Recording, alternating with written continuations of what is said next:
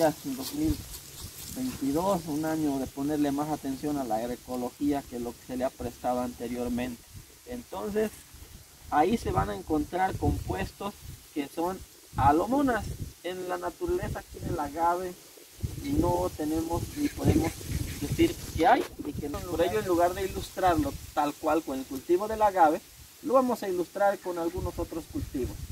Alomona es una sustancia volátil que sirve para que se comuniquen dos organismos de diferentes especies, pero su peculiaridad de la alomona es que ahí, contrario a la cairomona, cuando es una sustancia alomona, es un volátil que va a servir, o más bien que va a generar un perjuicio o una afectación en el receptor.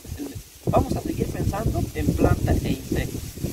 Pensemos en el cultivo de ajo o de cebolla, famosos por su producción de sustancias de alomonas y para su uso, para producir diferentes alomonas comerciales. Entonces, alomona a veces decimos que tiene cierta semejanza a la palabra con alejar. Sería difícil decirles cuál sería mucho a ciencia cierta la diferencia entre una alomona y un repelente. Sería muy aventurado, quizás un experto de los que existen en el mundo, algunos contados, nos pueda discernir, pero yo le encuentro gran semejanza y para fines prácticos y agrícolas, agronómicos, no tan complejos, vamos a decir que una alomona es de forma natural aquí en el ambiente. Es decir, el cultivo de ajo, imagínense que aquí hay un cultivo de ajo de cebolla, produce volátiles. Curiosamente, esos volátiles van a repeler varios insectos plaga, no todos, lógicamente. A algunos insectos no les va a parecer atractivo el olor a cebolla o el olor a ajo, y eso es lo que es una alomona. ¿Por qué? Porque está favoreciéndose el cultivo, el emisor, que es el cultivo de ajo, el cultivo de cebolla, la plantita, está soltando o liberando sustancias que van a repeler o alejar, ahuyentar al insecto plaga. No a todos decíamos, a algunos.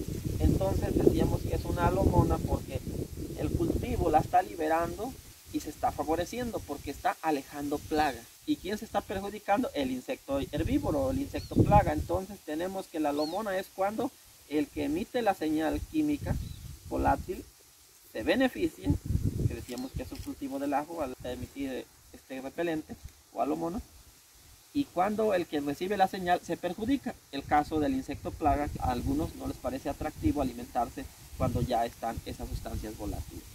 Entonces, hasta ahí tenemos los dos grupos de donde cuando uno se beneficia y el otro se perjudica. Que no lo ejemplificamos con agaves, perdón. Vamos a ejemplificar el caso de la alomona.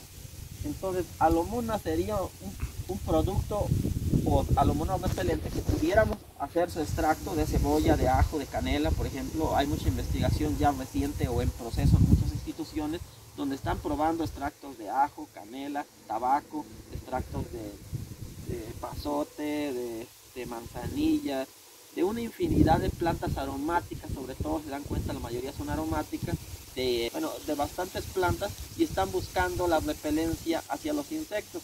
Son algunas recientes misiones que están realizando. Entonces, el día que se tenga totalmente verificado que una sustancia, por ejemplo el extracto de canela, que al aplicarlo en esta planta repela al insecto plaga para que no se alimente, ya sé que me van a decir que no lo controla, pero empezamos por un paso, primero por repelerlo, ya lo demás es otra historia.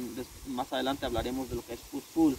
Por ahora hablamos de lo que es alomona y repelencia. Entonces, aterrizándolo al agave, eso sería una alomona, el extracto de ajo, el extracto de cebolla, el extracto de canela o de cualquier otra planta, siempre y cuando cumpla la función de alejar al insecto herbívoro. Pero pues en este caso normalmente les vamos a llamar más que nada, vamos a llamar compuestos repelentes, porque recuerden que seguimos insistiendo que una alomona es más cuando se presenta en la naturaleza. Sin embargo, si tiene su aplicación práctica y puede ser traspolado al agave, como lo decíamos. El tercer grupo es cuando pasa, como en los negocios, el ganar-ganar. En este caso se le llama sinomonas. Las sinomonas, el tercer y último grupo de los aleloquímicos a la fecha, podrían agregarle más posteriormente. Entonces, esos a veces no los apreciamos tanto, no los distinguimos tanto. Sin embargo, es un gran grupo muy importante, sobre todo por importancia ambiental. Entonces vamos a verlo con el caso del cultivo del agave para que no perdamos la tradición. Ustedes saben que sea cual sea la especie del agave, va a llegar a un periodo de madurez, años más, años menos, vamos a dejarlo entre 5 y 7 años, los agaves más comerciales, entre los espadines, por ejemplo, o incluso los azules. Llegan a su madurez fisiológica y ¿qué va a pasar? De aquí del cogollo va a salir un escapo floral, normalmente le podemos llamar quiote, se va a ir desarrollando y va a crecer a cierto tamaño dependiendo de las especies, de los tipos de agaves, va a ser la altura del quiote. Ahí se van a emitir botones florales y posteriormente flores. Ya habrán escuchado la importancia de la biodiversidad en el cultivo del agave.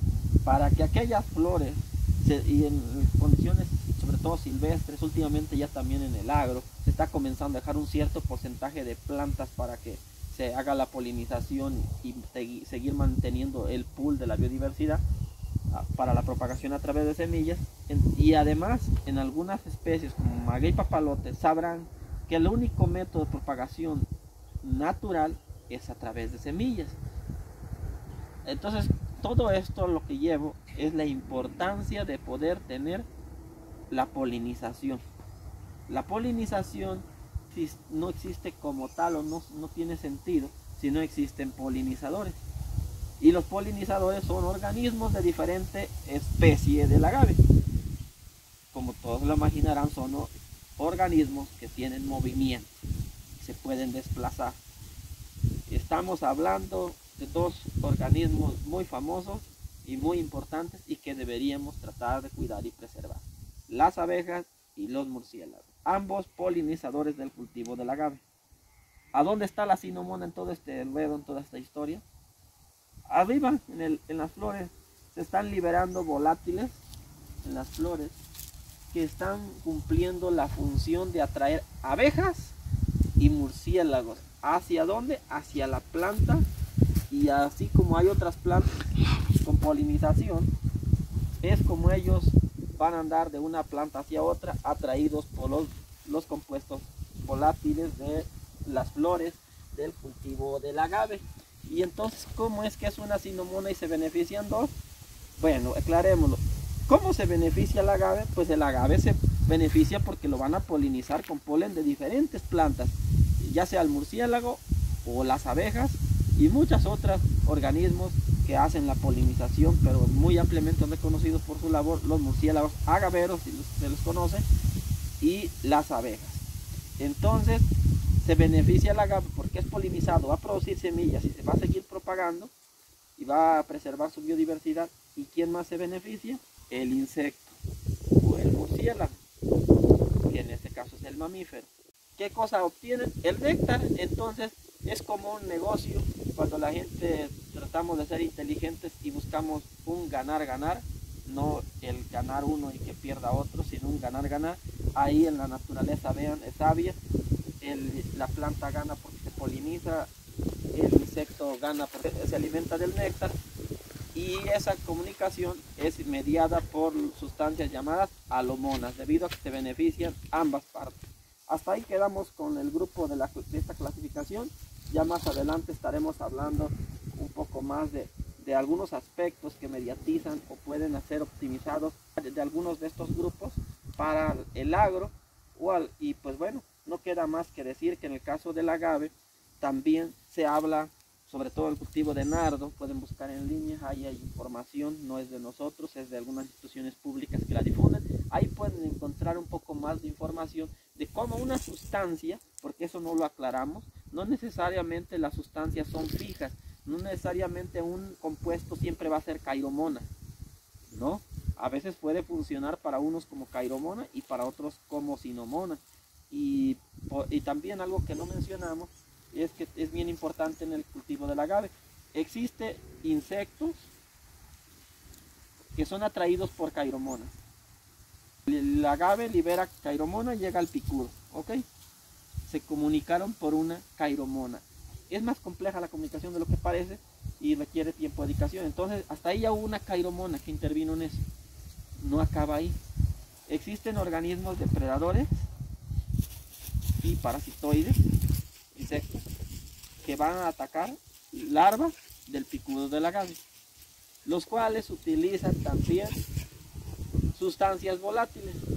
Entonces, ahí es probable que el picudo del agave libere también cairomonas, es decir, porque va a atraer al parasitoide y al depredador, y se van a beneficiar parasitoide y depredador, y se va a perjudicar el picudo. Otra cosa es de que la cairomona del tipo del agave, al atrae también decíamos que atrae al picudo. Sin embargo, también podría atraer a parasitoides, y eso podría funcionar primero como cairomona al atraer herbívoro, y esa misma sustancia, si esa fuera la que atrae a los parasitoides, pues funcionaría también como una sinomona. Entonces, lo que queremos decir con todo esto, que a veces cambia el rol de los compuestos, e incluso el mismo compuesto van a encontrar en línea, los que estén interesados, información de instituciones públicas, la cual no entramos en detalle porque no nos pertenece, pero está pública, y ahí donde nos dicen que, por ejemplo, una sustancia, ya han trabajado el cultivo del nardo con el picudo del agave, y nos dicen que una sustancia a cierta dosis vende de alguna manera cierta atracción por parte del picudo hacia esa sustancia. Curioso, comienzan, sus investigaciones dicen que si esa misma sustancia se tiene una tasa más alta o una concentración más alta, hay notoriedad en repelencia. Entonces, curiosamente, vamos a decir también que en los infoquímicos, en los atrayentes, pasa algo parecido como lo que se dice de Paracelso, de que la diferencia, entre el remedio y el veneno suele ser la dosis, palabras más, palabras menos. Entonces diríamos en los aleloquímicos, infoquímicos, todos los compuestos que sirven para mediatizar comunicación entre insectos, que una sustancia, una determinada tasa o dosis pueda cumplir una función, a una tasa más elevada pueda cumplir una función incluso opuesta. En la naturaleza generalmente no pasa porque están las tasas ya más estandarizadas, pero cuando nosotros sintetizamos volátiles o atrayentes o cualquier otra cosa, usamos diferentes tasas. Por eso van a encontrar que en las investigaciones de manejo de picudo del agave hubo mucha investigación por parte de varios colegas para encontrar a qué tasa deberían estar y qué concentración o qué carga tenían que poner en ese liberador, para no caer en el caso de la repelencia por un exceso de algún uso de algún compuesto o algo. Analizaron también las mezclas, porque no es lo mismo poner dos productos por separado que mezclados. Y ya para concluir, los dejamos con eso que les decía, como una curiosidad de que me pareció interesante ese trabajo que hicieron el cultivo de nardo, el Instituto Politécnico Nacional, el CEPROVI, donde encontraban que un producto podría ser atrayente a cierta tasa, a cierta dosis, a cierta concentración, pero notaban cierto grado de intento de repelencia al usar la dosis alta. De ahí lo interesante de que cuando trabajemos con el manejo de los insectos, no nos quedemos con la parte inicial, sino que abordemos más. Entonces, si ya hay esa notoriedad de posible repelencia, entonces es posible que México esté muy cerca de tener repelentes. Ya tenemos sinergistas, ya hay feromonas comerciales, pero diríamos que estamos muy cerca entre ese producto que ha estudiado el Politécnico y esos productos que están estudiando en muchas instituciones, que decía que son extractos vegetales de muchas plantas aromáticas. Es probable que estemos muy cerca de los primeros repelentes sintéticos o artesanales para el cultivo del agave. Y ahí la pregunta que le va a quedar al mundo y a los científicos va a ser: ok, ya los repelimos, los vamos a repeler, ya no se van a comer el cultivo, tenemos unos dispensadores automatizados, por ejemplo, no lo tenemos, cuando tuvieron caso hipotético, y ya no se van a meter los insectos. Pero ahora, ¿a dónde se van a ir? ¿Qué vamos a hacer con ellos? Ahí queda un gran tema para el futuro, para gentes que pretendan estudiar el doctorado. Tema push-pull. Por suerte en México hay un gran investigador de origen extranjero que ya hizo push-pull en el estado de Morelos en el cultivo de maíz. Posteriormente abajo en la descripción les podemos compartir algún link o algo para que se comuniquen con él. Y hoy en día una de las investigaciones más prometedoras, dentro de varias, hay como 5 o 6 en el cultivo del agave, podría ser el push-pull. ¿Por qué nadie lo ha hecho? Primero, porque es algo nuevo, se está intentando apenas en maíz. Y segundo, porque eso lleva, si me preguntaran a grosso modo desde mi ignorancia, les diría que mínimo 4 años. Y la tasa de recuperación de la inversión la desconozco. Tendría que ser un trabajo financiado por una institución pública para que no sea patentado, porque si es patentado va a servir a muy pocos porque sería algo quizás muy caro. Entonces, para que fuera del dominio público debería ser financiado por una institución que dedique a eso, a hacerlo, por ejemplo con ACID, que muy poco hace y eso debería estar haciendo. Entonces, con eso nos retiramos de lo que son los infoquímicos, posteriormente derivados de sus dudas y algunos comentarios, y haremos aclarando unos puntos. Sabemos que no es sencillo, de hecho esto en algunas instituciones como el colegio posgraduado es todo un semestre para poder entender esto y hacer un aprovechamiento. Y al agresarte se pregunta uno, ¿salí igual, mejor o peor? Salí con más información, pero sigo teniendo dudas. ¿Y cuál es lo peor? Que muchas no tienen respuesta porque no están investigadas. Entonces hasta ahí quedamos con este video.